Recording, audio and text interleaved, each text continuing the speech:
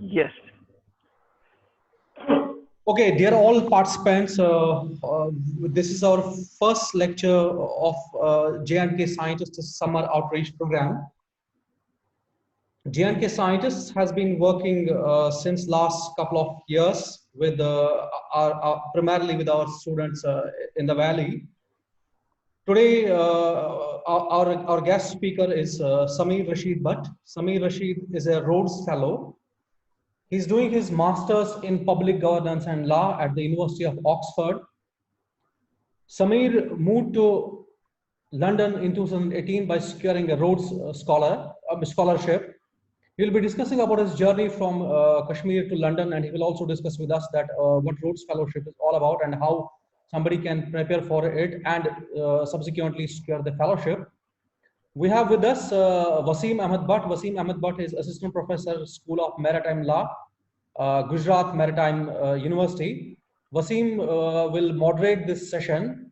We have with us also Dr. Mir Zahur Gul, who is also a member of JK Scientists, and he's teaming up with JK Scientists and helping us organize summer outreach programs. Thank you everybody for being with us. Thank you Sameer, thank you Wasim Saab, and thank you Dr. Gulzar. So sorry, Dr. Zahur. Mr. Wasim Saab, please go ahead with the session. Thank you so much for being with us. Thank you so much, Dr. Gul. I would like to start with I express my heartfelt gratitude and appreciation to all the budding scholars of Jammu and Kashmir who has started this initiative. This is a very great initiative, and I believe that it will help the scholars of Jammu and Kashmir, all the budding scholars of Jammu and Kashmir, and at world it will help a lot. It is a great platform which has been created. I would like to thank the organizers, Mr. Asif Bakshi, Dr. Khalid Gul, Dr. Saima Beg, and Dr. Zahur Mir. So as I have been already introduced, and I won't waste too much time.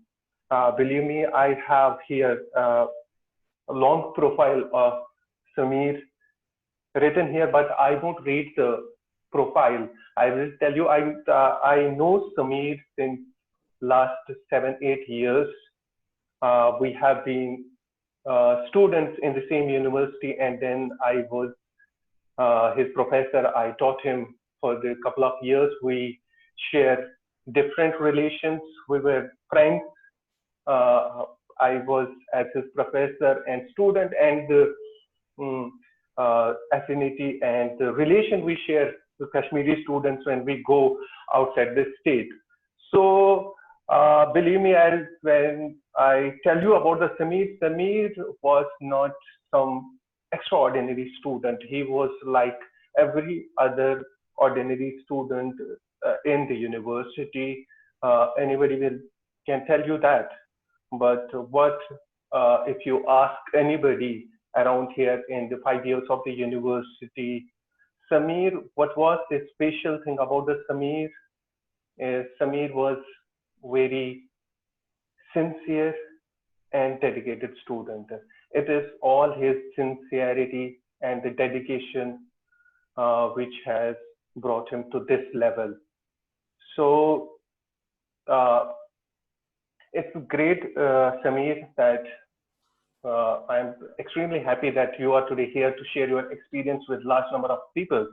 So without wasting much time, we'll start the discussion, and I would like you to start from the 12th only. After you completed the 12th, how you decided to take the law as your career, and how you decided the National Law University. How did you reach to the National Law University, even when the law is considered still a very regressive domain to choose? So, okay, thank you, Wasim Saab. As Wasim Saab, Wasim Sir, Wasim Bhai mentioned, we have a very peculiar relation. So I will keep shifting between Wasim Bhai, Wasim Sir, Wasim Saab. And first of all, thank you so much, JK Scientists, for having me here. I think I echo Wasim Saab when he says that this is a great initiative, and I'm sure it will help students, not just this session, but many others that you will conduct. Uh,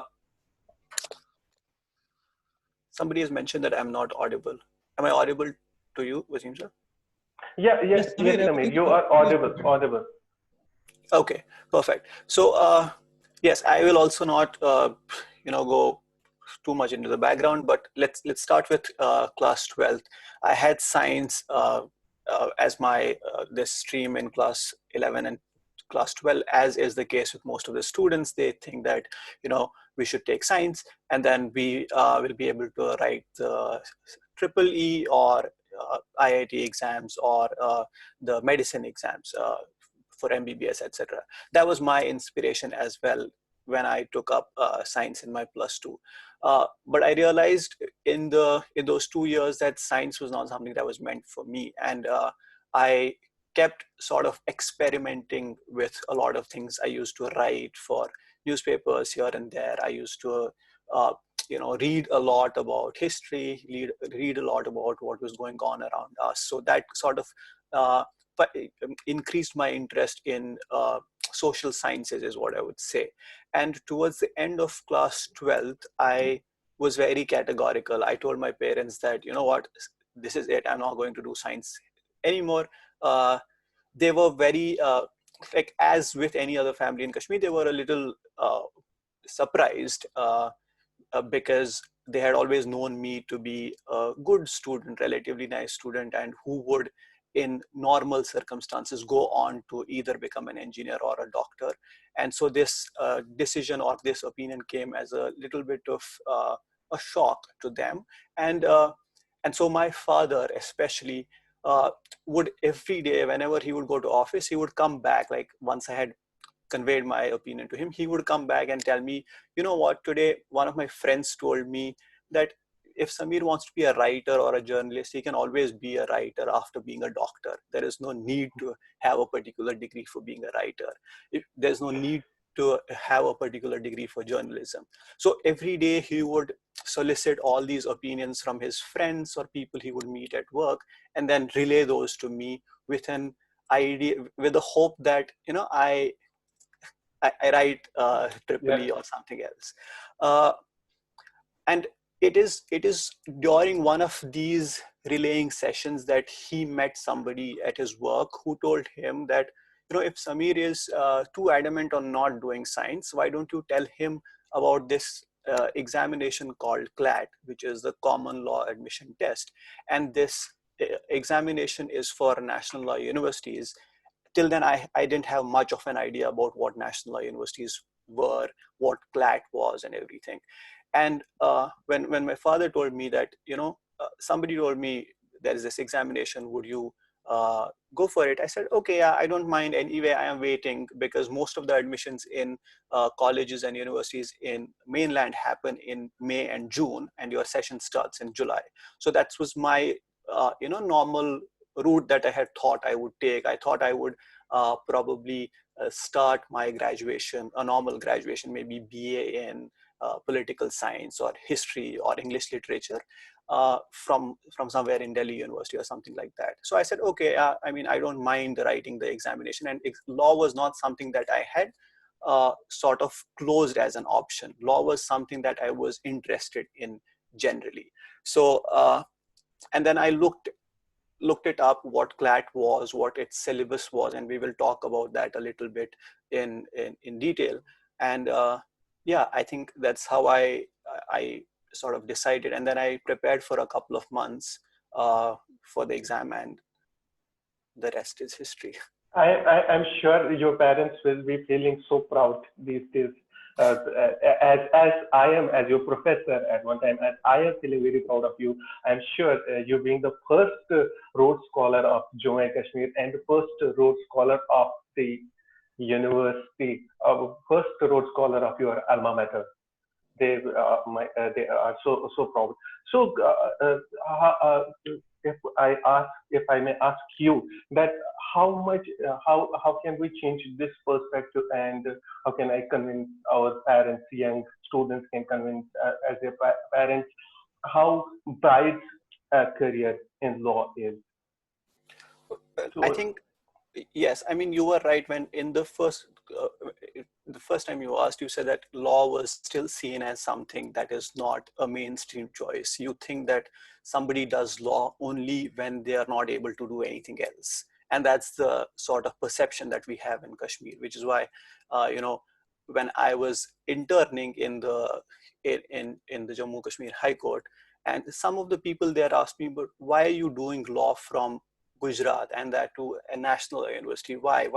If if it was about doing law, why didn't you just do it from here, from some college here? So I mean, within the legal fraternity also, there is not much of an awareness or idea about what national law universities are and what opportunities they expose you to once you go there. I, One of the ways in which uh, there are multiple ways in which we can tackle this issue, and one of the ways is like sessions like these, where we expose students to these ideas in the first place so that they have these conversations with their parents. And I have seen a lot of interest, especially after I got the Rhodes in at the end of 2017.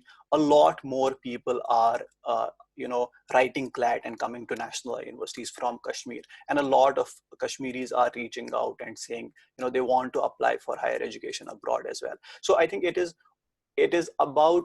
a bit of a responsibility on those people who have stepped out of Kashmir and taken up these opportunities to, in whatever little way possible, to go back within their communities, within their own schools at least. Like if I come from Iqbal Memorial, and before that I did my schooling in Anantnag. So at least I have that repo there. I could go there, talk to the students, generally tell them, what, law is also a career option. This is an excellent opportunity for students, and there are multiple. I mean, we will talk about that a little later, about how there are certain seats which are reserved for residents of Jammu and Kashmir. So Jammu and Kashmir students have a little bit of an advantage when it comes to certain national universities.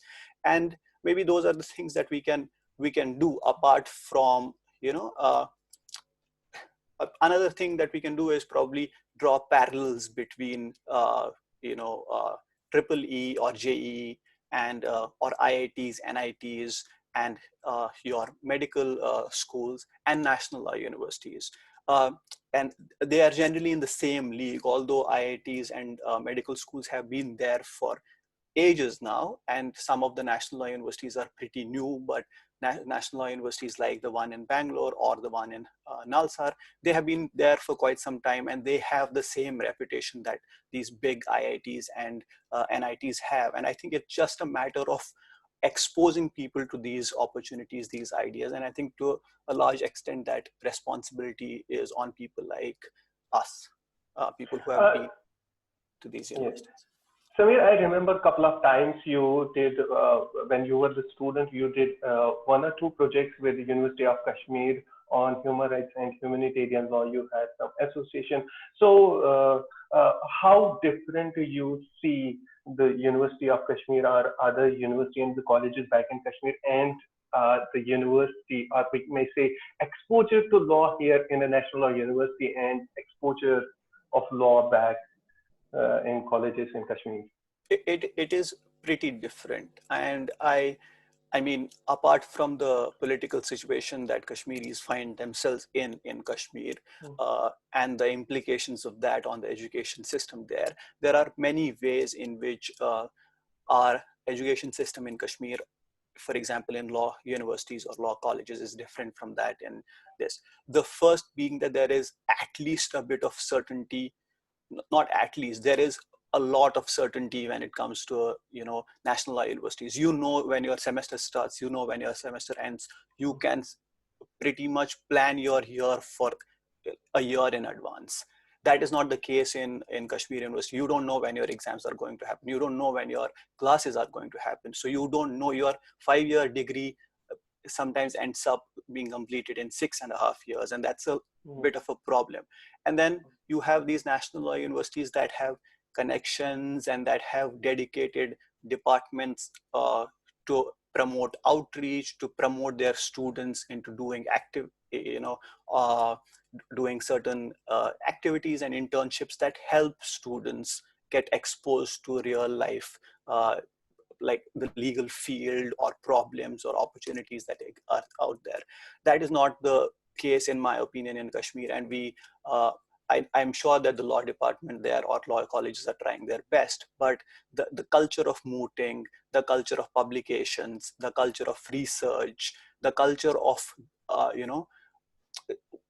the culture of being a little serious towards your education is not there. And I mean, I do understand that these may be reasons because of the political situation we find ourselves in, but those are the sort of things that I find,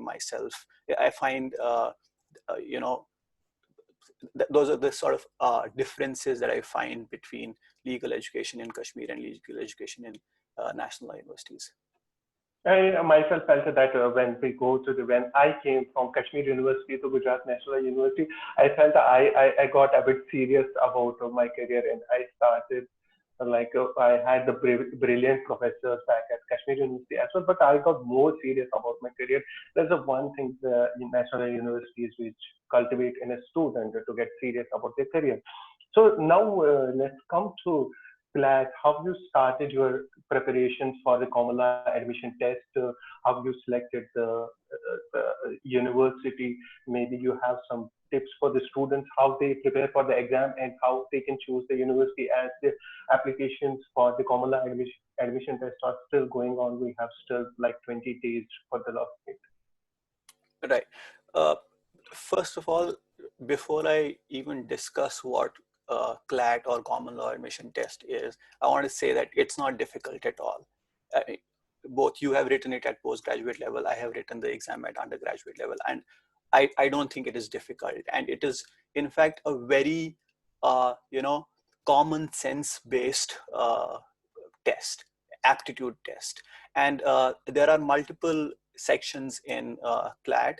They go, range from mathematics, like high school level mathematics, to English language, to legal aptitude, as well as general knowledge. So these are not things that require some sort of technical knowledge. These are not tests like IITs that require technical knowledge in physics and chemistry and other subjects, but are sort of things that, if you are very aware of your surroundings, if you read a newspaper every day, you will pretty much be able to do quite a bit of it. You will feel familiar with the content of the examination, so you won't feel intimidated by the paper itself. Now, many things have changed since we wrote the examination. The number of students has changed. I mean, in my time, it was, I think, around 40,000 students who wrote that exam at undergraduate level, but now it has reached, I think, more than 70,000 or something like that. So CLAT, as I said, I got to know about CLAT pretty late. I mean, after I had written my class 12 exams. And one, in fact, benefit that Kashmiri students have, it's a blessing in disguise, is that our 12th exams, board exams, end in November. And then we have at least those 4-5 uninterrupted months to be able to prepare for this exam. And I think there are people who will be able to finish their preparation. As I said, if you are familiar, if you read a newspaper on a daily basis, you are familiar with the content of the paper, and you will be able to prepare yourself for the examination in those 4 and 5 months. On the other hand, there are still programs, and there is possibility of starting your preparation right from class 11 and class 12 to be aware. Again, this is more of a common sense, awareness and basic science and basic mathematics test. So it is not difficult at all. And there are plenty of coaching centers around India that prepare you. There is a lot of material available online as well that you can access to prepare for CLAT. So there are a lot of resources available. It is just a matter of doing a bit of research, figuring out what the various sections of this examination are, and then trying your best strategy. And I mean, again, I will say this at the end, but I'll say it now as well, that I am more than happy to either help you personally or connect you with people who will be able to help you in preparing for CLAT if you wish to apply for CLAT. Now, in CLAT, CLAT is a common law admission test to around 22, 24 national law universities across India. And you basically, and you are given a university depending on your rank and your preference. Samir, may I disturb you 1 second, Yes, please? yes. So I request to all the participants that we will have a Q&A session at the end of this session. So we will take all the questions. If you have any questions, you may drop a private message to Dr. Gul or Dr. Asif, and then at the end, according to the order, we will take up the questions. So, Samir, please continue. Right, perfect. And I mean, both Wasim Saab and I are here for as long as you want us, and we will try our best to answer all questions. Yeah. Sorry to interrupt you. For the participants, I mean, I just want to tell them that there's an option of chat options. You can just send us your questions. We'll keep on, noting them. And also for those of you who are joining us live on JK Scientist Facebook page, you can also comment there. We'll be taking up questions at the end of this session. Thank you so much. Please go ahead, Samir. Thank you. So yes, you are allotted a university on the basis of your ranking as well as your preference. And generally the preferences are in the order of the establishment of these universities. The older the university, the better it is generally the catchphrase for national law universities, which is why you will see most of the students keeping NLS Bangalore as their first preference, Nalsar as their second, and Bhopal, Jodhpur, Gujarat, other universities subsequent to that. And I think I had followed a pretty much similar this pattern or order of ranking when I had applied, and you have to do this while you apply. And I got,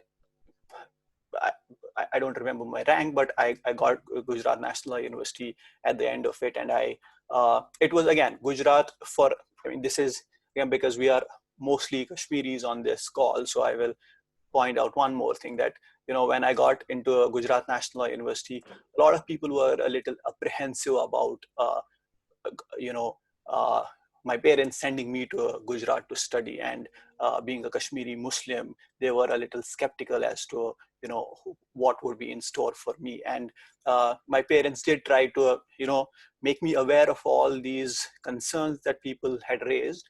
But I was, I think, a little adamant to go to a GNLU, and I think that's one of the decisions that I don't regret at all.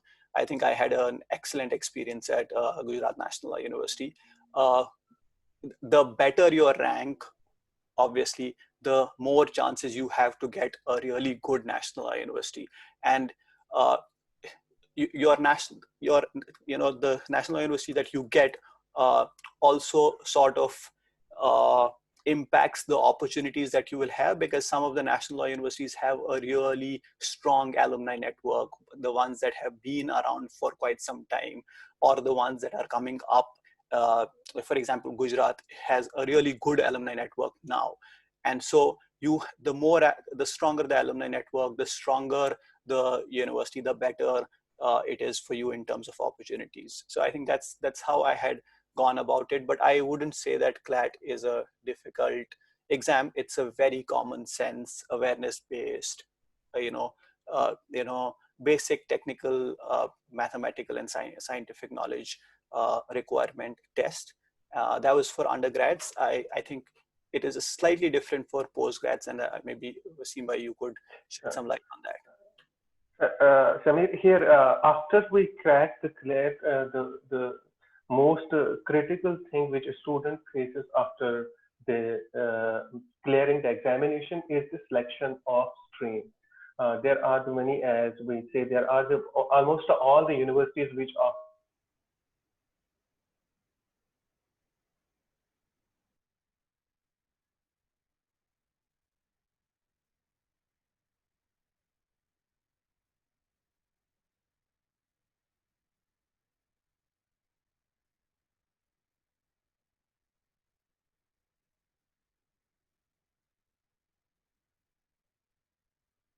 for my father and I went for admission at GNLU, there was like the people, professors who were completing our formalities. When they saw my marks card of grade 12 and they saw that I had done science, one of the professors who, was a science professor, science and technology professor in the university, was pretty adamant that I should take BSc LLB, and he almost convinced my father that I should take BSc LLB. And my father later on that day was like, no, I mean, BSc LLB will open up a lot of opportunities for you, along with other opportunities that you will have as a lawyer. I think I am generally of the opinion that no matter the number of streams that are available, I have some sort of bias towards BA-LLB, humanities, or political science, economics, and LLB. I think that it is very, very important for law to be read in a particular context. And unless and until you have that understanding from your social science subjects, for example, political science, public policy, political theory, economics, sociology, law, in my opinion, is a very incomplete degree unless and until you have these. I would encourage, I'm sure different NLUs have different, course structures. So some of them have these subjects like political science, political theory, sociology as core subjects of LLB itself. So you can have a look at the course structure and see whether you have that those sort of courses available in your degree. Otherwise, I would always go with, even if I were to write CLAT this year and then choose a university, I would still go with BA LLB. I think that's the traditional and the most complementary form of law to be read with any other degree. Having said that, there are multiple other options. For example, BSc LLB, BCom LLB, BBA LLB, and in some places BSW, Bachelor of Social Work, and LLB. And if those are the sort of things that interest you, if you think that a BSc LLB is the kind of degree that you are interested in, then go for it. But I have a strong bias in favor of BA LLB.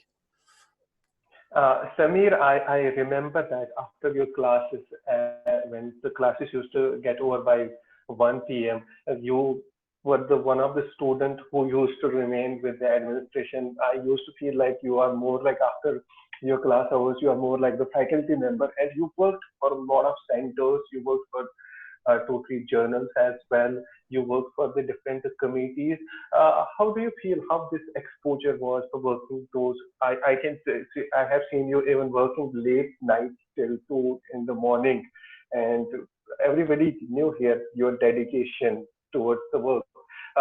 How was that type of exposure, and how it helps students to grow up in the career? I will make a comment that you may not like as a professor, and the comment is that I think I learned more from those sort of things than I learned in the classroom. So I think it is very important that, in a law school, you are exposed to a variety of things. For example, as Wasim sir mentioned, I was involved with a few centers. These centers are basically groups led by a few professors, and then they have a student body that conduct research or other activities in a particular area of law. For example, there was one center that I was particularly invested in for 3 years. It was the Center for Law and Society. Similarly, there are other centers depending on the specialization of law that the professor does who heads it.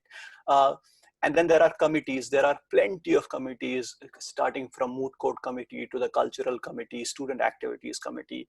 I think I am somebody who believes in the power of human interaction. That is, that you learn a lot by talking to people. To just be able to talk to people, you learn a lot, you grow a lot. And I think in my 5 years, even when I was a first-year student, and as a first-year student, the most important work that you will do in a committee is to probably move benches from one place to another, or to escort a guest from one building to another building. But I think those opportunities also those opportunities of interaction and those that sense of working towards a common goal to organize something and see it through and see the successful completion of it instills a number of values and instills a lot of skills in you that help you in the long run. And I think that is one of the most important things that I remember doing in law school. And yes, as you mentioned, I used to stay back quite a bit, and sometimes until 2 or 3. And it is the atmosphere that these law schools provide. I think that's also very important. I mean, you wouldn't expect this in, let's say, Kashmir University or a law college that shuts at 5 p.m. And because these are residential universities, most of the students are on campus. So you have that flexibility to, if I want to meet Wasim sir at 9 in the evening or 12 in the night, I will still be able to meet him, discuss my ideas and everything over a cup of tea or aloo paratha in the night mess or something like that. So it is also a function of the place that you are in, but it is very, very important that as whatever undergraduate degree you are doing, but we will talk about law because that's what we are comfortable with. If you are while you are in your undergraduate degree, it is very, very important that you try a number of things apart from just studies. And well, you have professors who will be there to teach you. That's not going to go away from our universities at any time soon. But the experience that you will get by organizing things, by participating in activities, by collaborating with people on things that you like or things that you are interested in, those will perhaps be the opportunities that you will miss out on if you don't do them, but and which are extremely crucial, especially when it comes to, like, because we will soon talk about higher education and applications abroad. Those are sorts of things that are really important for overall development of your profile, that will be extremely crucial for your applications to universities abroad as well as scholarships. So, Mir, I remember you were friends, and a lot of people from your batch, they got placed with very big offers. And I remember you were friends. Even our own Moise Drabu, he got a very good placement from the college itself. I think it's from the third year only he got placed. So when your most of your friends were pursuing for the lucrative careers with the law firms and with the other companies, what made you think about the pursuing for a Rhodes like fellowship and to go for the further studies instead of pursuing a lucrative law firm career? I will say a few things here. First of all, is that in most of these national law universities, there is this culture of running after corporate jobs. And so as soon as you enter a national law university, the first few things that you will be exposed to is law firm, Amarchand, Khaitan, and Trilegal. So these are the key words, and these are basically the giants, like the big law firms in India. And everybody, most of the people, if not everybody, are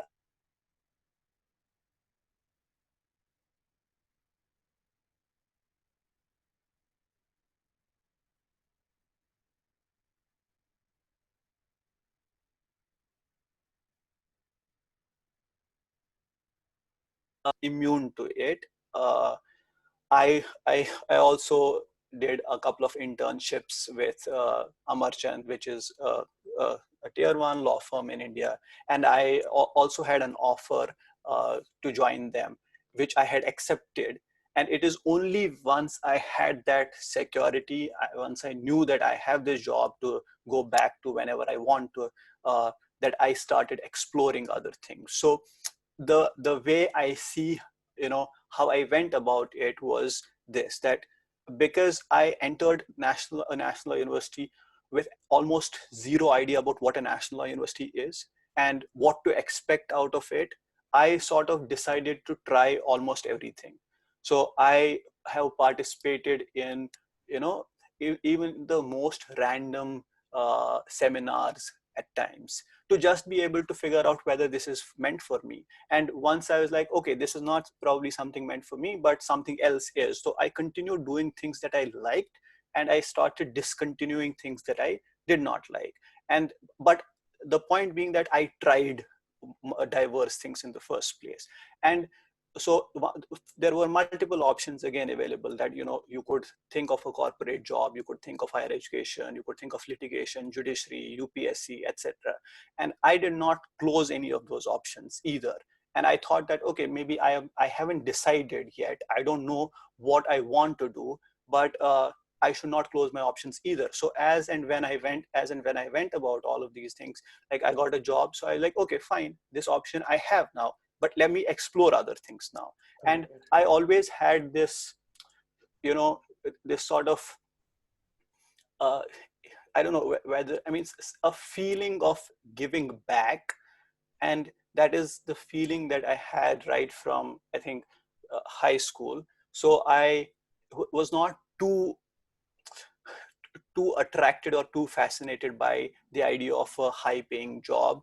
And I wanted to do something for in areas of law that I am interested in, or especially Kashmir. So I decided that maybe, opportunities like Rhodes or higher education and getting a degree from, or getting the opportunity to be in a place like Oxford or such universities would be very beneficial to me. I'll be able to understand things much better, and then will be able to contribute in a much more meaningful way to the things that I want to do.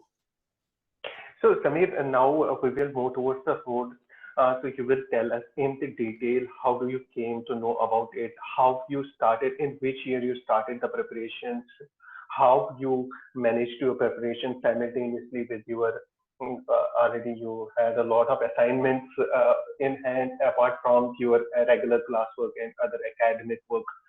Since when you started, which steps you followed, which you think, which are the points you think that are the very essential for all our listeners that they should keep in the mind when they start applying for these fellowship programs, these prestigious fellowship programs? Right. So,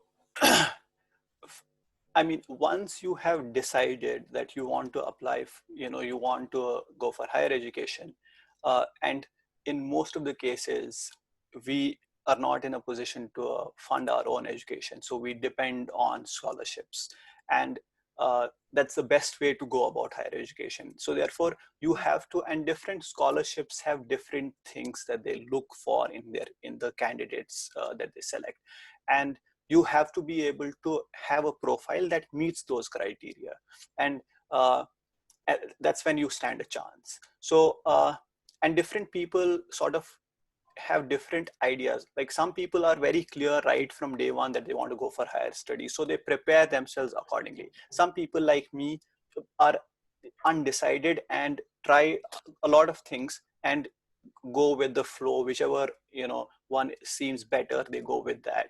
And there is that approach as well, and I will talk about, I mean, probably the pros and cons of each. Rhodes Scholarship is meant for postgraduate studies at the University of Oxford only. It's one of the oldest scholarship programs, fully funded program that allows you to study at Oxford for a minimum of 2 years to do any postgraduate course that you wish to do. Now, similar to Rhodes, there are multiple other scholarships that are available for other universities. For example, there is the Chevening Scholarship that is available for all postgraduate courses in the UK. Okay, and then there is Felix Scholarship that is applicable for postgraduate courses at University of Cambridge, University of Oxford, University of Reading, University of Oxford, as well as SOAS, University of London. So there are a lot of, and then there is Commonwealth, and then there are many others. So there are a lot of these scholarships that have different requirements. And I think how I went about it is probably will answer some of the things that you asked. It is only after third year, once I had a job in like a job offer, that I decided to think about all of these things. So it was I think in the fourth year when I thought about applying for the Rhodes. Our university sent out an email saying, applications for Rhodes have opened and they would like to make a few nominations. That year, our university was asked to nominate. And so I applied, and I did not apply. I was not too serious. I had not thought about these things very, very seriously. But then the application process made me think quite a bit about all of these things. And I have said this before and I'll say this again. There is no one way to prepare for higher education or scholarships. And I think it is your full undergraduate experience that prepares you for scholarships like Rhodes. If you have a good academic record, and that's extremely important. It is very, very important that your academics are good, like you have really good grades, because at the end of the day, you are thinking of coming to places like Oxford and Cambridge that place great focus or emphasis on how academically well you have performed so far and how academically well you're going to perform in Oxford. So you need to be really good in academics. I was able to maintain a relatively good academic record right from my first semester. And then you need to have a good, diverse CV. And because, as I mentioned, I entered law school with no idea and I was trying all sorts of things. So I had a relatively diverse CV. And then you also need to be able to,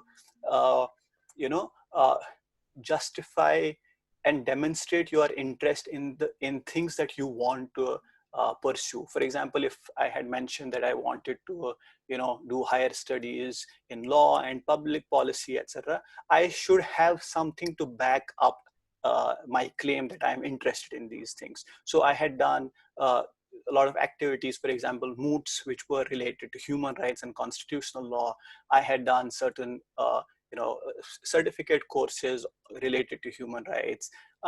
So a lot of activities generally, whatever it is that you are interested in, you should have some evidence to show, to demonstrate that you are actually interested in. I mean, we can all say that I am interested. I can right now say that I'm interested in international relations. Do I have something to show that, yes, I am interested in international relations? If I don't have, then that interest is not demonstrable and people will not take you seriously. So you have to, if you are thinking of applying and you have a course in mind and obviously a subject in mind, and if you want to pursue a particular subject, you should be able to demonstrate your interest in it. And that demonstration, in my opinion, happens through a lot of activities that you do in your undergraduate level as well as after undergraduate level. Yeah, and I think that's how I went about it. And then it is a pretty straightforward process in the sense that, it requires you, most of the scholarships as well as admissions require you to write a personal statement, or as some universities and some scholarship programs call it, a statement of purpose.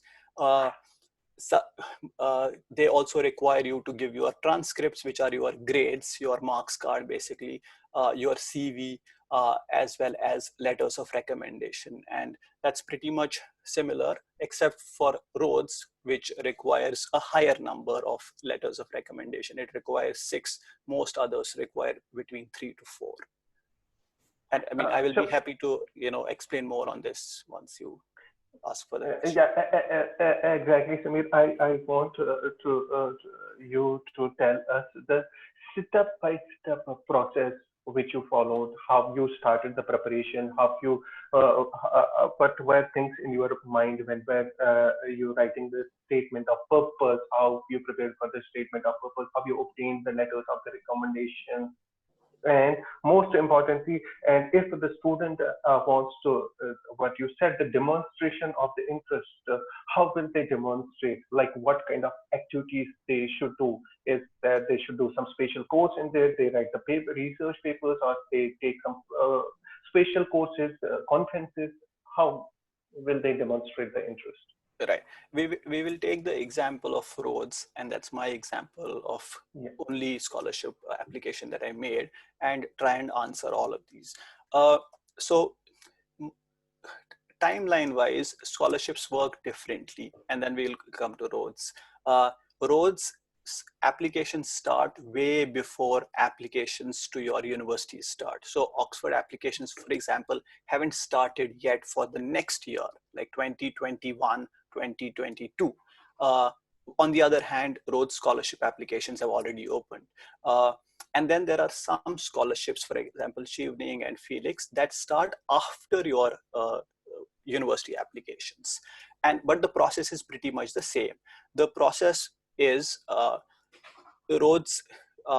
So once you have decided that you want to apply for a particular thing, you have to first of all see if you meet their eligibility requirements. For example, one of the eligibility requirements of Rhodes is that it has an age limit of 24 years. So if you are about 24, unfortunately, you are not eligible in the first place. So it doesn't, I mean, there's no point exploring it. But having said that, there is an exception for some of the students who complete their undergraduate studies a little later than usual. Like most of people complete their undergraduate at the age of 21 or 22.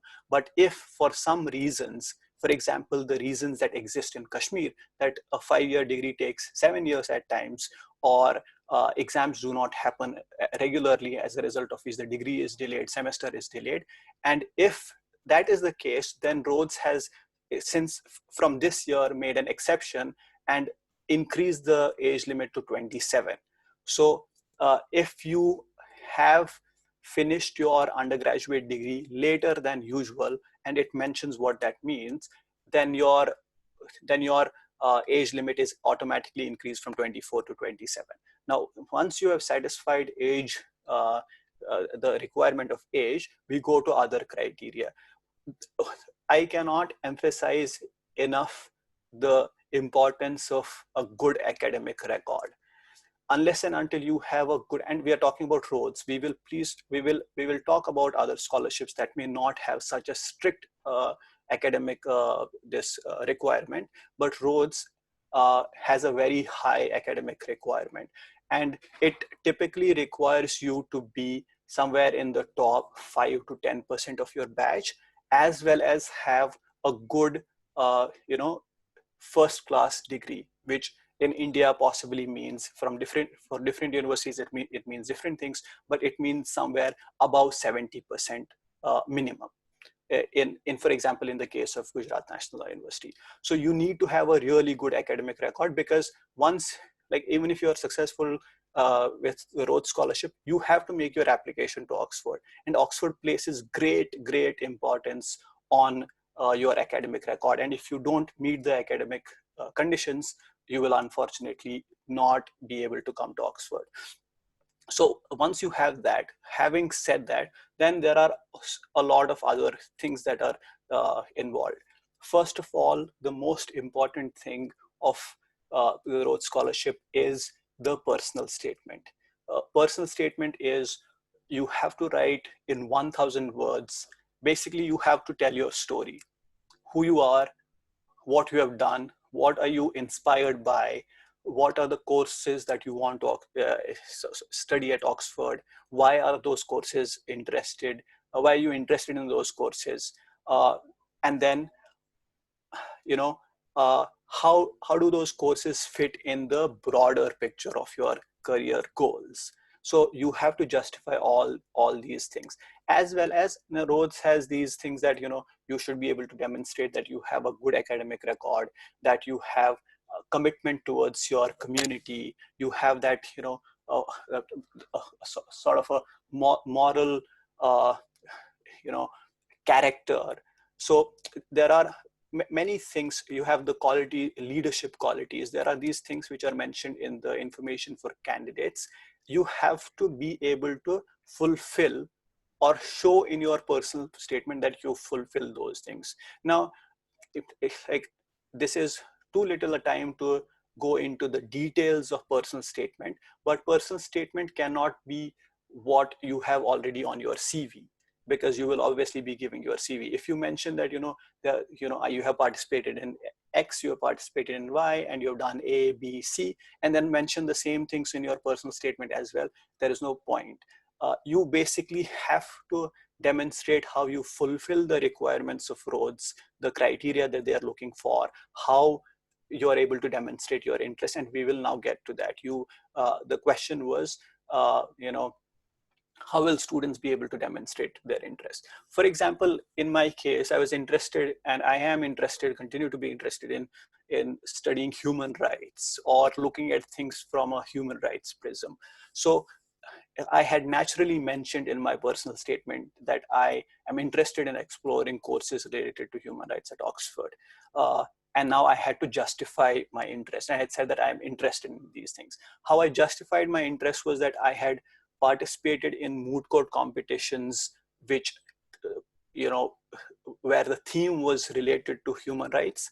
I had written a paper related to human rights. I had participated in multiple projects in GNLU, like especially through the Center for Law and Society, where a lot of these projects were related to human rights, as well as other like activities. For example, you participate in a seminar, in a conference, and you may publish something. So all of these things, there is no, it's not like, moots are absolutely needed, or only publications are needed, or only conferences are needed. It's basically a good mix of all of these things. And if you're short of one thing, but if you're done more of the other, that's still fine. It's not like, oh, if I don't have a publication, will I ever be considered, or do I stand a chance? You still do stand a chance, provided you have other things to sort of justify, to fulfill those criteria that they are looking for, to demonstrate your interest. If you worked with a professor, in a research assistantship position, those are the sort of things that students typically have. If you have led maybe a sports team, for example, that is evidence of leadership qualities. If you have done outreach and awareness camps in your community, if you have gone around, worked with NGOs, done voluntary service, all those things are evidence of, for example, things like community service, things like that you have that moral character.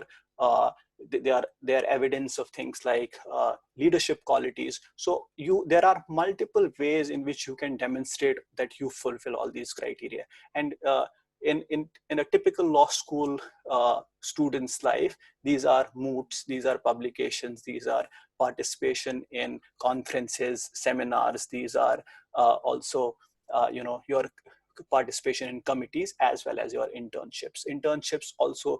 I have seen that there is now more and more awareness among Kashmiri students, and especially law students, to do internships while they are in their law school.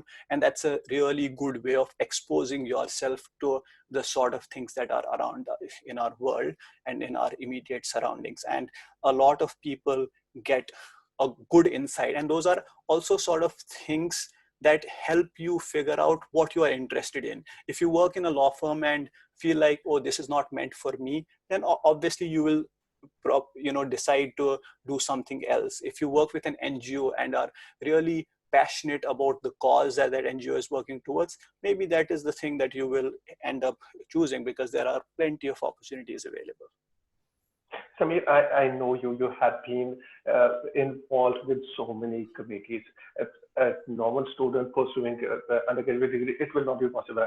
I very clearly, I know you have worked with so many committees and with so many things apart from your academics. Can you please tell us that what are those minimum things, most essential things which were in your CV you saw, okay, they were the must, they made the most effect, and if there is any aspiring candidate who is looking forward to it, must have these minimum things in the CV? And how can our students do that? Because we don't have this concept back in the Kashmir. They just go, they just study, they just complete their course. They don't do anything beyond that. How can they look beyond that, just from the academics, that they have to do other things as well? Right. And again, I do understand that I was in a position of privilege by virtue of being in a national university, and then I was exposed to a lot of opportunities that I could sort of make my profile strong. But I still think that the sort of things that I did are things that any typical law student does in all of these. As you mentioned, I was not an extraordinary student. I was a very ordinary student. And those are the sort of things that almost all typically most of the law students do. But I do understand that in Kashmir, we have a different political, socio-political sort of landscape, and students have to find these opportunities in very, very difficult circumstances. Uh, I will again repeat that, especially for Oxford as well as Rhodes, there is no alternative, and there is no uh, there's no alternative to a really good academic record. Once you have a really good academic record, it is after that that we are talking about all these things.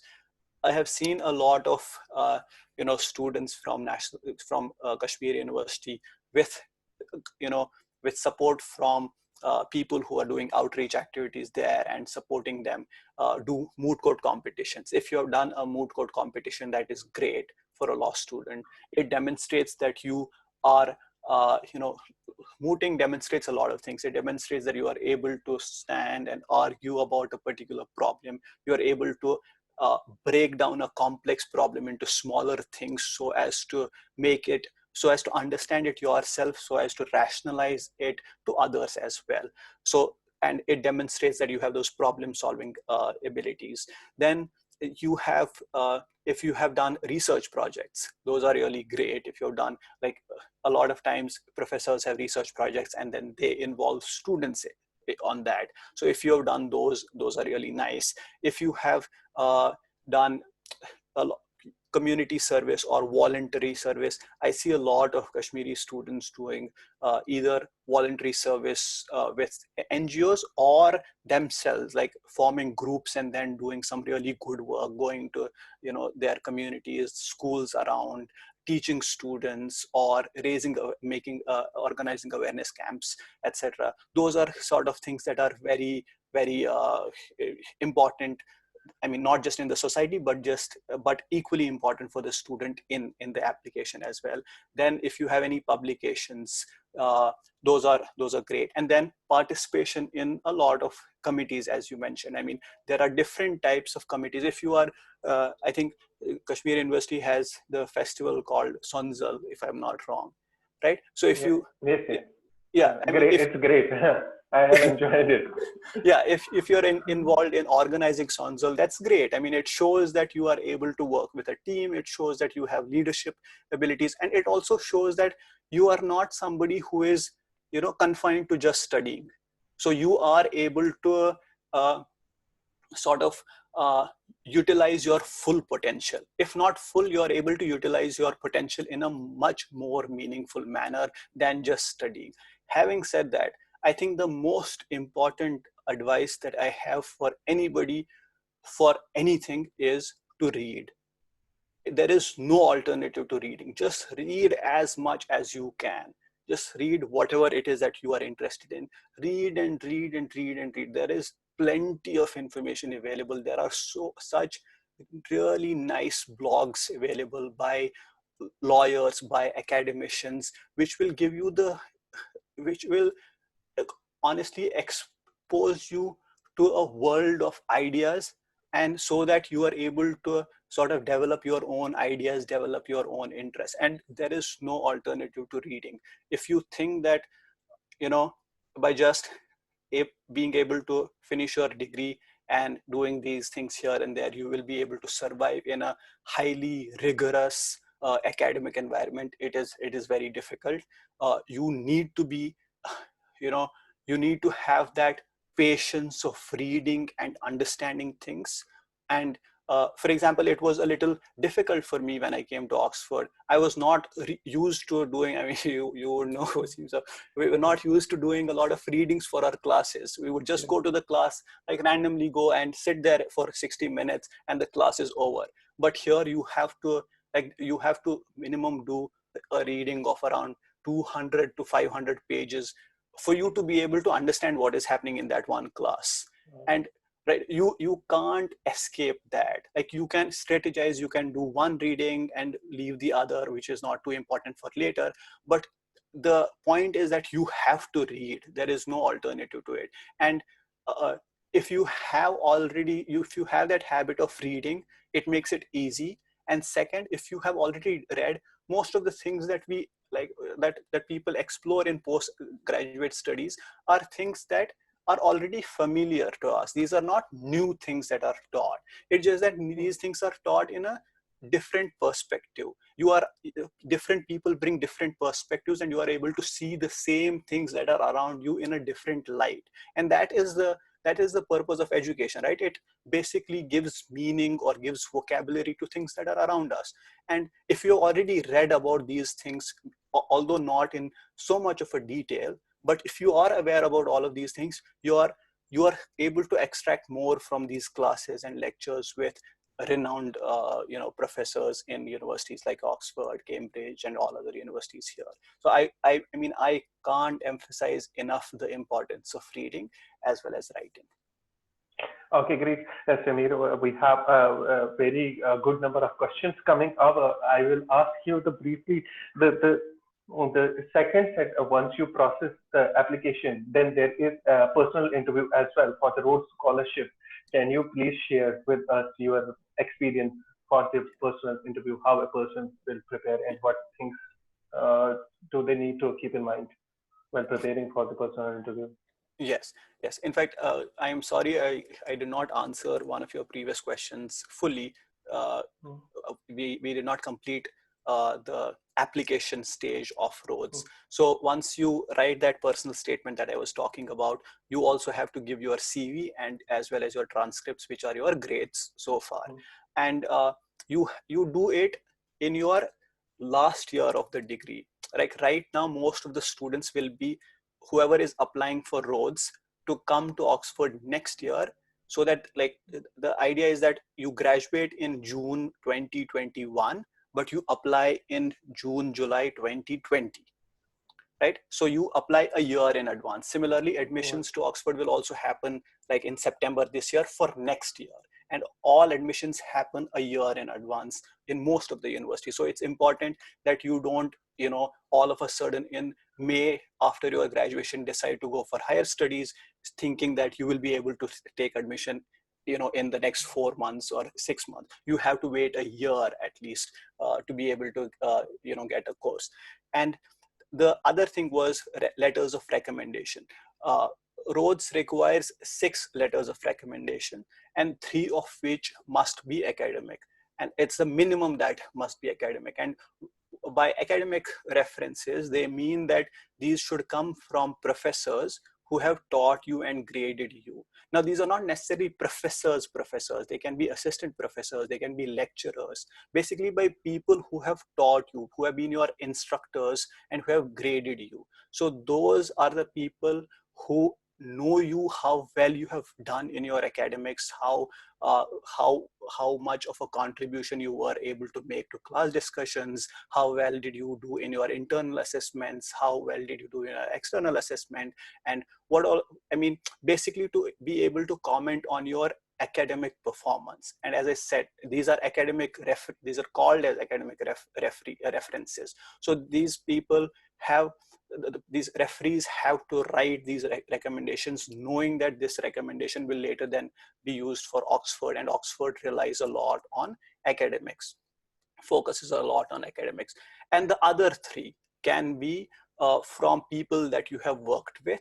For example, from somebody who you have worked with in an internship, or maybe you have done a research assistantship with somebody, or you have done some community service or voluntary service with some organization, and all sorts of things. So, and you could also ask your high school or your school teacher. For example, one of my letters of recommendation was from a high school, from my high school teacher from Iqbal Memorial.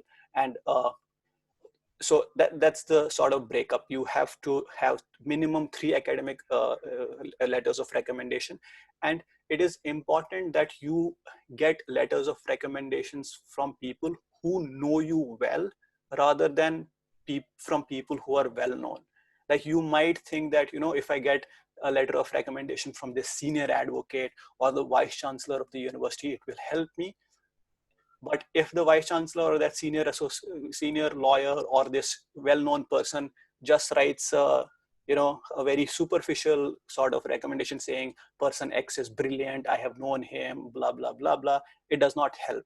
Referees or people who are referring you or writing letters of references for you should be able to comment in great detail about your work, about their experience with you. So it's always better to get a letter of recommendation from somebody who knows you really well. And in most of the cases, these are your professors and teachers who you have worked with. So minimum 3 academic, but it can also be, you can have 4 professors write for you or 5 professors write for you. There is no bar. You can even have all 6 as your academic referees, but it is a good idea to have around 4 academic and 2 from your character references or additional references from persons that you have worked with. This now coming to the question that you actually asked about. So once you submit all of this, the deadline is 31st of July every year. I submitted my application, and then your referees have around 10-14 more days to upload their references. And again, these have to be from referees. You can't be uploading these things, and you can't be, you know, writing these reference letters. The referee has to write all of these things, and the referees have to answer a few questions. For example, where do they think you are placed in your batch, which is why I said, you know, typically you are in the top 5 or top 10% of your batch, etc. And once that's done, there is a screening process. There is an evaluation of these applications, and you are then shortlisted for your first interview, which is, the first interview is basically a discipline-based interview, more of a technical interview. And so I had applied as a law student, right? And there were many law students who had applied. And Rhodes is not just for lawyers. Rhodes is not just for law students. Rhodes is for all students, all streams, all subjects at Oxford: economics, social science, medicine, etc., everything. So the first interview was, I had my interview in front of a lawyer panel. So 3 lawyers interviewed me. So similarly, students who probably applied for social sciences or like economics had their interview in front of a social sciences panel, somebody who were experts in those sorts of things. And students who had applied who were from a science background had their interviews in front of a science panel. So it's a technical interview. And my interview was quite good in the sense that it was more of a conversation with the 3 panelists and me. And they had my CV, they had my personal statement and everything in front of them. They asked me a lot of questions from my CV, but not like, what is this, or why is this, but basically they generally ask you questions that make you think a little. Like, so for one of the questions that they asked me, I remember, was about the center that I used to work with at GNLU, Center for Law and Society. Like, oh, this is a nice idea, tell us more about it. And I explained it a little bit, and then they were like, okay, have you thought about this being implemented at a national level? What would that policy look like? And I never thought about this, right? I had never thought that, you know, the model that we have followed in GNLU, we could automatically take this model and follow it in all national law universities or all law colleges. So it made me think a little, and I thought, and I was then able to engage in a discussion with them. And it was a really good discussion. Then they ask you questions about your areas of interest. I had obviously mentioned human rights and constitutional law. So some of the, you know, important events going on around at that point of time was the Rohingya refugee crisis. So they asked me about India's position on that and whether that is legal. And this is a confusion that a lot of people have, that if you have opinions that are, you know, do not confirm with the opinions of the state or the government, should you express them? Well, you should. There is no other option. you should, whatever opinion you have is the opinion that you should say. You should not try to make your opinion look like, oh, it is favorable to the government. And I was very clear that India's policy towards Rohingya refugees is wrong, both under India's domestic laws as well as international law. And we had a really interesting discussion on that. Similarly, other things, for example, Kashmir. Again, naturally, because if you are Kashmiri, or Kashmir does feature in your personal statement or in your story, because Kashmir forms, well, Kashmir is very instrumental in the way we grow up or the way our personality develops. So I was asked a few questions about Kashmir from the prism of human rights and all of those things. So yeah, it was more of a conversation, and they were just trying to push me to think think a little more. And I was trying to think, trying to draw from my, everything that I had read or understood so far from my experiences, and to be able to answer them. And this is something that I want to clarify again.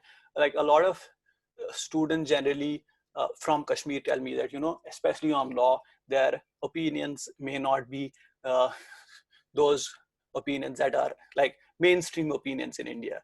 And should they sort of express those opinions, whether in their personal statement or in their interview.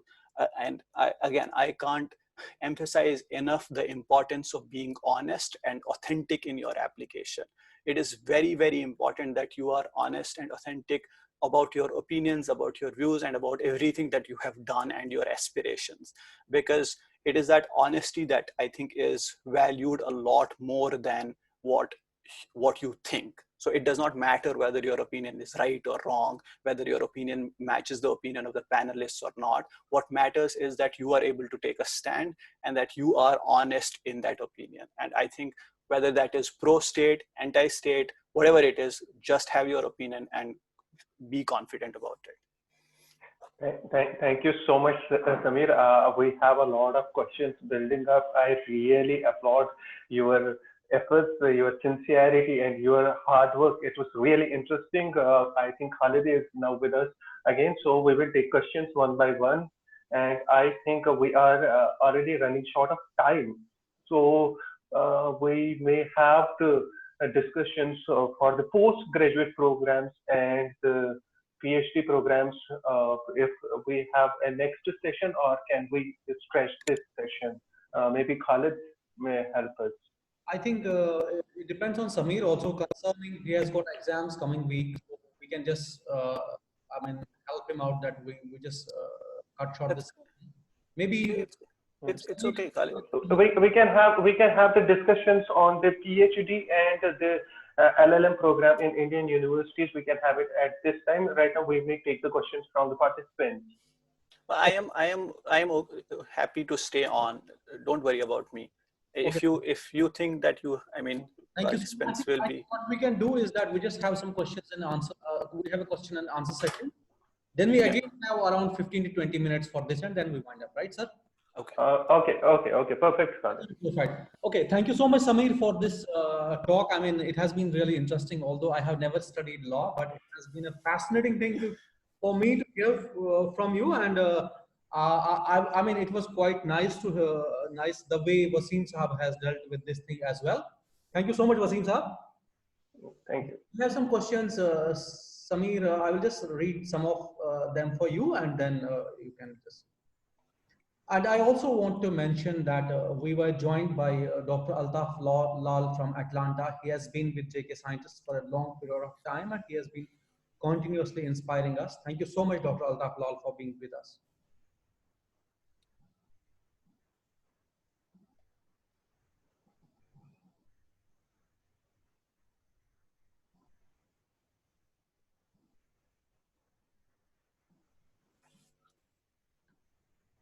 I think you have already taken this first question. I mean, you just can take one or 2 minutes on this. There's someone saying that I have completed my LLB with 53% marks from University of Kashmir.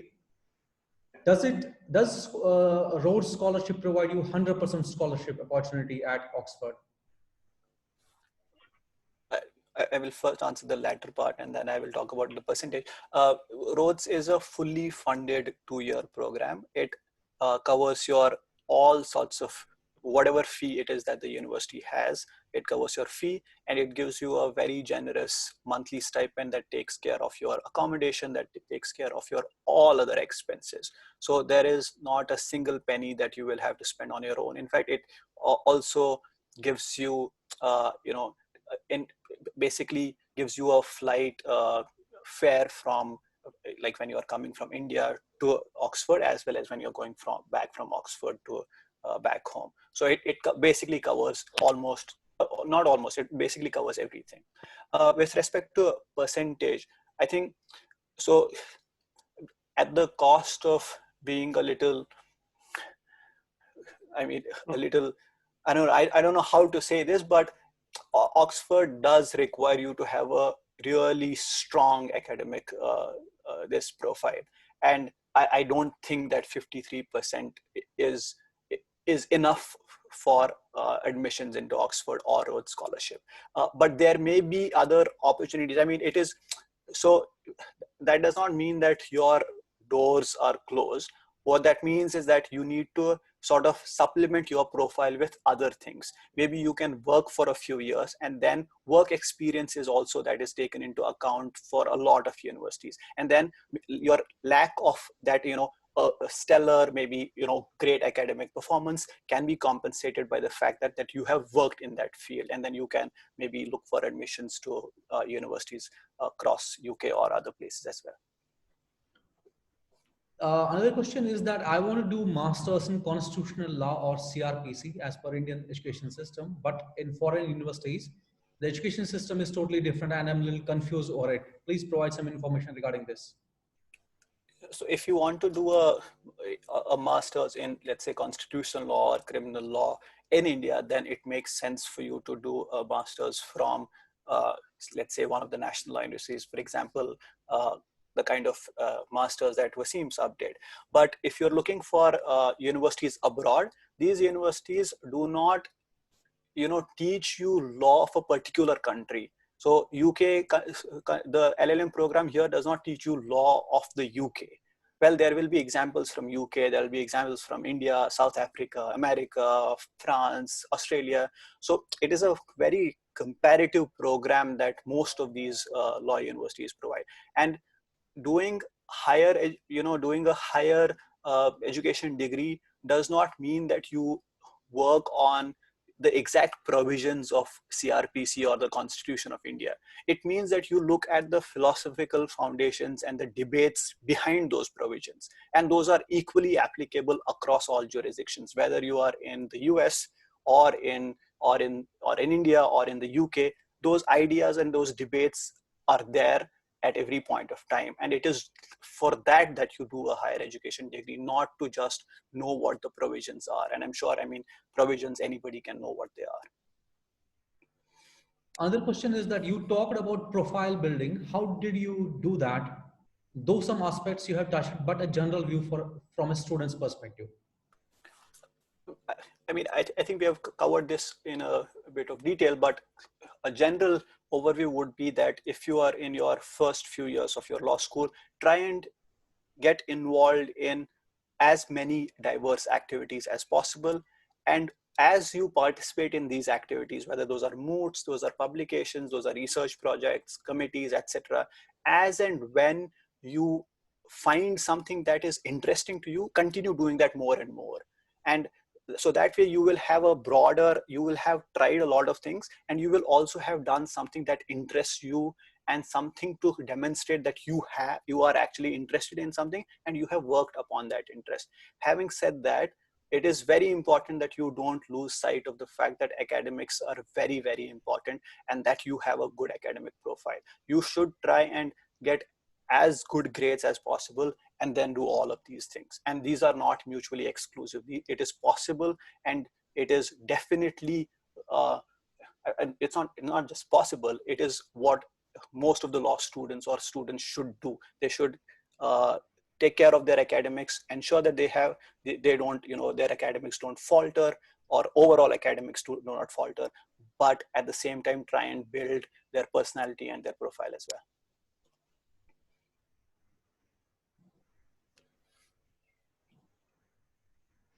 So we will have, I think, a very good question from our core members, Zahida and Dr. Zahida. But there are some questions on our live Facebook feed also. We'll take some of them.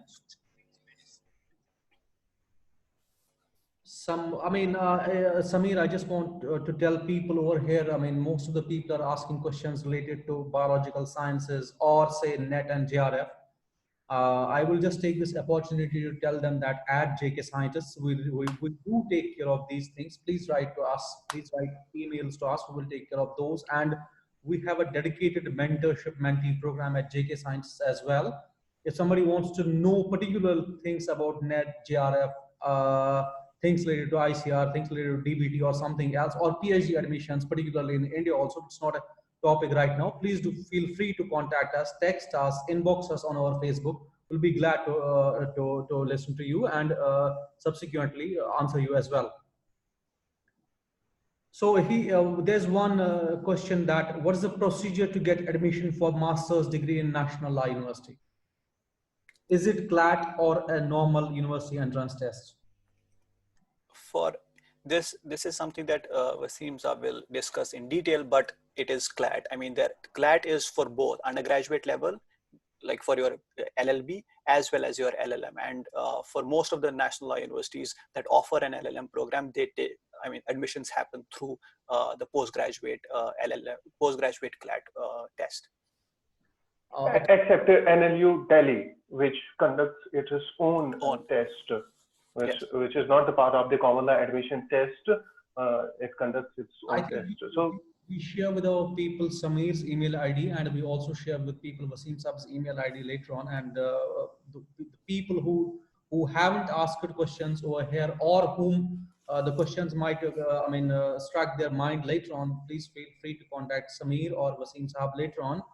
So I want to do PhD in English literature in Oxford and Cambridge. Please, is it that Rhodes can help me, or I need to do something else?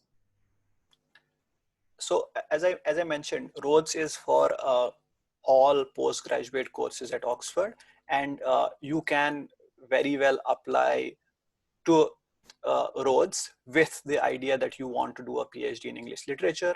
What I would suggest you to do is to have a look at the requirements. As I mentioned, your age, the criteria regarding age, academics, and other things, and then think about what is the exact course that you want to do here. Like, well, English literature is a broad, basically a broad area that you want to do PhD in, but then you need to have a proposal for that, especially for PhD programs. And in Oxford, PhDs are called as DPhils. Now for these DPhils, you need to have a proposal that you need to have somebody, some potential supervisor in mind.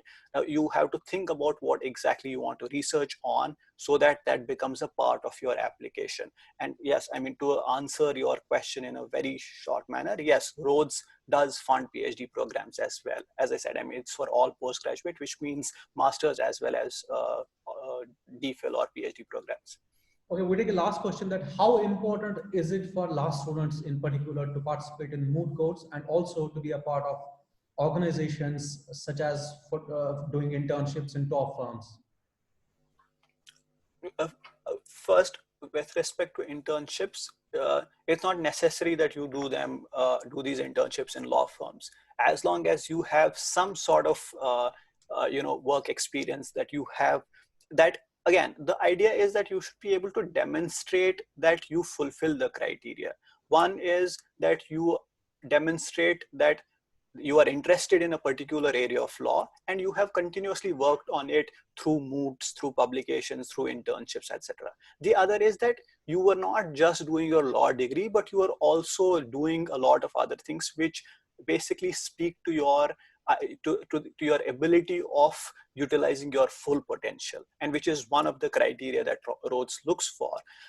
Coming to your question on moot courts. Well, moot courts is one of the activities that you can do in a law school, and there are plenty of other things that you can do. As I mentioned, if you're not interested in moot courts, and it is completely fine for law students not to be interested in moot courts, but there are other things that you can do. So as I said, it is a careful mix of all of these things. If you are able to, if you have done really well in moots and you've done moots and moots and moots, that's one way to go about law school. But if you are rather interested in, let's say, publications or research, and you have done more research projects and less of moots, that's completely fine. It's basically your overall profile is what is looked at, and not whether you have, participated in a particular activity or not.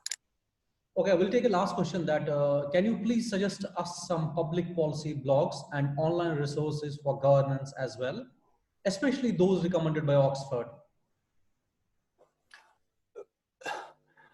Well, I mean, when I say all these things, this does not reflect the view of the university that I am from.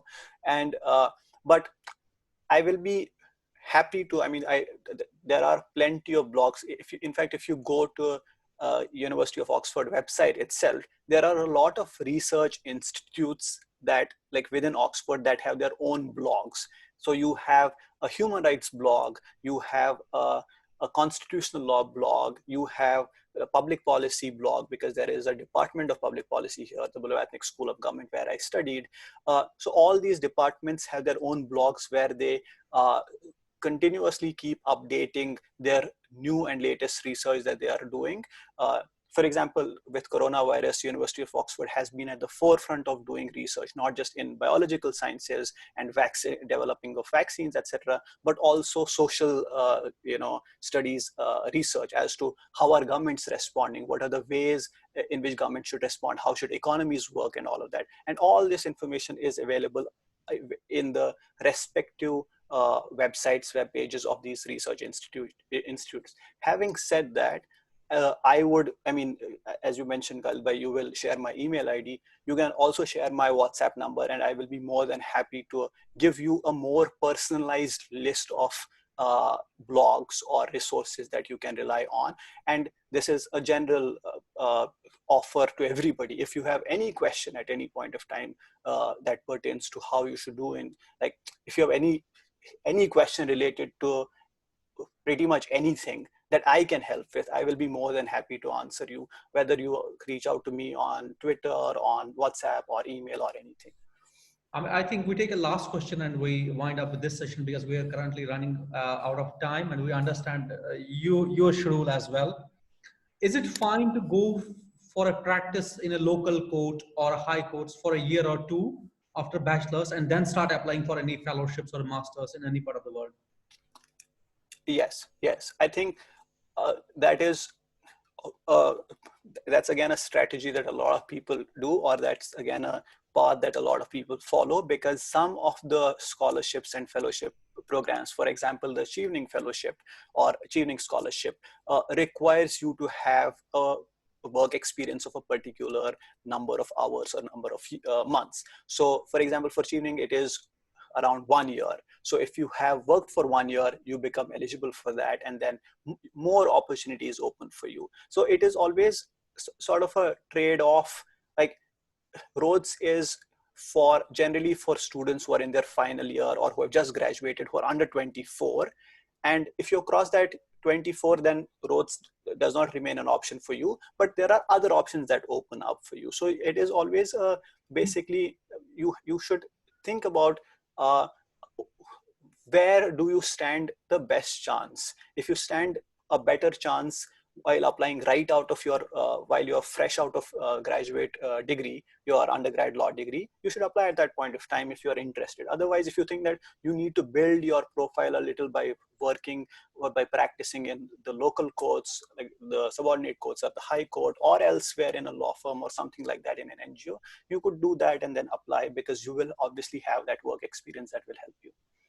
Thank you so much, dear Samir. I just wanted Dr. Gul, can I take this question from Zahida? I got this is a very interesting question which she had asked regarding. Samir, this is one of the very important questions that our core member, Dr. Zahida, has asked. I just missed it. I will take it up. Can I a general message to the young minds of Kashmir who are depressed or confused? No, before that, she has another question. Can I take that question? Sure. If Samir can. Okay, Dr. Zahida, you have asked about the devastating situation of the Kashmiri education system since last 1 decade, and how I think your question was how we can improve this. Now, myself, being an academician in a national law university since last 5 6 years now, I can see one thing, one mistake which has happened, which shouldn't have happened, and one thing which we need to correct as soon as it is possible. The thing is that we need to separate our educational institution from the outside political scenario. Whatever political scenario is outside a university, it should not enter into the university campus. Basically, it happens, our outside political scenario outside enters into our colleges, enters into our universities, because of which its academic calendar, all of its activities, it gets disturbed, and most importantly, the degrees of the students get delayed. And I have seen many universities in the last 5 6 years. The universities I have visited, uh, quite a few national law universities as a resource person or for the conferences and other things. We can adopt this thing for Kashmir, all the colleges and the institution in the Kashmir.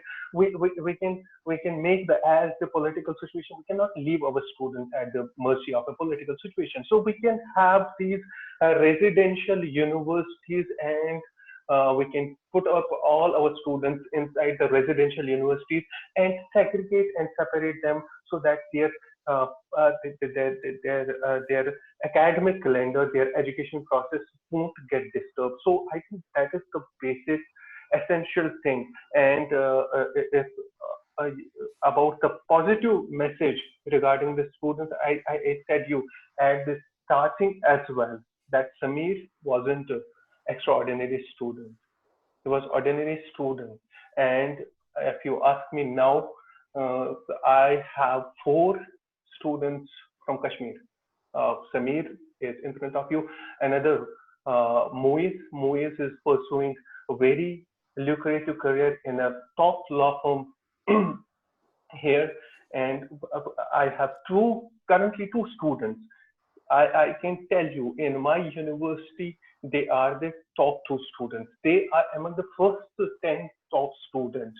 So I have seen as many students who are coming from the Kashmir. They are extremely brilliant and very intelligent. The only thing is you need to leave your comfort zone and make efforts to pursue your career. And I think the platform which Dr. Gul and other people have created, it will really help you all. To take this opportunity and tell everybody who are here that it's not just I mean I mean most of the people do not know actually why we are over here. I just want to take this opportunity, besides posting on JK Scientist's websites and on JK Scientist Facebook page and also Twitter, we have a dedicated team for doing all this. I just want to tell all the people who are with us on Zoom or who are seeing us live on Facebook that it's not just limited to this lecture that we are doing. We have been doing this for a pretty long period of time. In fact, JK Scientists has been working in the Valley since last 3 4 years, and they have been doing outreach programs in the universities and colleges itself. I mean, we used to do that in summers, but since this pandemic has erupted, we decided that instead of doing that, I mean, we couldn't do that. So why not take this opportunity that, I mean, we bring up certain people. Samir, we brought in first because we were worried about the deadlines for the Rhodes Scholarship that are coming soon. So for the people who are with us and for those who are not with us, I mean, they will be coming, they will come to know that we'll be having different programs concerning law, concerning social sciences, other branch, concerning medicine, concerning neurosciences or other life sciences as well. Please stay in touch with JK Scientists. Thank you so much, everybody, for being over here. Is it okay that, do you want more time, Wasim Saab? I think most of the things have been covered with Sameer. I think we have left one part of which is the LLM in national law universities and PhD program. We, I cannot hear you. we I will have cannot hear. No, I If think if if I I will be having more sessions related to social science or law as well. We'll be having more so panelists. I And in particularly related to National Law University, also we would request you kindly to, I mean, we will write to you, of course, and we'll have more sessions coming. So we can have another session for that. I don't have any problem for coming another session specifically for the National Law Universities for postgraduate program and PhD program, since most students might be Okay, looking forward the admissions please, in 10, the 15 minutes. colleges. Okay. Okay. Thank you so much, Samir, for sparing time with us. Thank Yeah, you, Dr. Gul and other people. actually, it's not me only. We will tell, I mean, who is involved with this. It's the whole team behind JK Scientists. I mean, I'm just a guy who is doing all this behalf of JK Scientists. Well, Really appreciate it. okay, Wasim Saab, Khalid 10 bhai, minutes for you, yeah. please. Sorry. Please go ahead. 10-15 minutes for you for this LLM and So PhD. I was saying that if we are already running late and the number of the participants has reduced, we can have another session. We can have another session in a week or two. In particular, we can ask people about NLUs and things related to that. I think we can do that. That's perfect. Perfect. You may conclude the session, please. Thank you so much, dear Samir, for being with us today. It has been an honor listening to you. It has been always an honor listening to you. I mean, I know you since you have been. We have been close together, and I mean, we at JK Scientists contacted Samir, and he didn't take even a day to tell us that okay, I'm okay with all this. I also in particularly want to thank Asif Saab, who is at CDFD Hyderabad. I also want to thank Saima Baig. I also want to thank Dr. Zahoor Saab, who has been with us in organizing this event. Thank you so much, JK Scientists as well, who have given us this opportunity to conduct this summer outreach program. And we'll be having more sessions. Thank you so much, dear Samir, for being with us. And thank you so much, Wasim Saab, for being with us. Khalid bhai, just one second. This question about you know a positive message for students generally, I do understand and appreciate the sort of political and social landscape and atmosphere that we live in. It is very stressful in Kashmir, and I think instead of giving them a message saying that you can do this and all of those things, they know all of these things. What we should focus on is where we can actually help, and it is only through working with each other, through holding each other's hand, that we grow together. And to the extent that I can be of any help, my Facebook, my Twitter, all social platforms are open, and I do not take, even as you mentioned, a day to especially respond to students from Kashmir. I will be more than happy to work with you with as much, in as much detail and in as much depth as necessary for your applications, or to even just discuss randomly. If you have any, if you feel a little depressed or anxious about what is happening to your studies or anything and want to reach out, feel free to drop me a text and I will be more than happy. That's the least that I can do staying away from home right now. And when we are together, inshallah, we will do much better things together. Thank you so much. Thank you so much.